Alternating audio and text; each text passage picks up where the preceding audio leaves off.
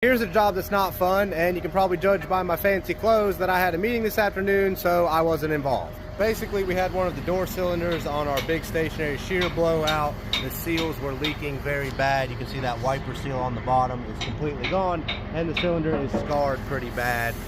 And it's not a very easy job to do because it is underneath the machine with the doors closed, and that's pretty much the only way to do it. You can see that really deep gouge in the rod of the cylinder, and obviously that's probably the problem with the seals because that gets pulled back in and just cuts those rubber seals, and then they start leaking really bad. Unfortunately, this happens from steel material falling out of the machine and not getting caught in time, and it runs against the cylinder. Because basically this big door opens and that's where the material gets loaded inside, and then it gets bailed down before it gets cut. But it happens pretty commonly that material, if there's too much, will fall between this door and this dump table, and as you can see, it will beat up these hydraulic lines. It can fall down in there with the cylinders, etc., which is why we try to keep this area as clean and as clear as we can. But basically we just lack putting in the one pin, and then the cylinder is reinstalled and ready to go. But unfortunately that's a job for tomorrow morning. And just about a year ago, we replaced all of the pins and bushings in all of the door cylinders. There's 3 on this side and 3 on the other side. So that cylinder made about a year before it started leaking. And we had an additional cylinder on hand that had already been rebuilt and was ready to reinstall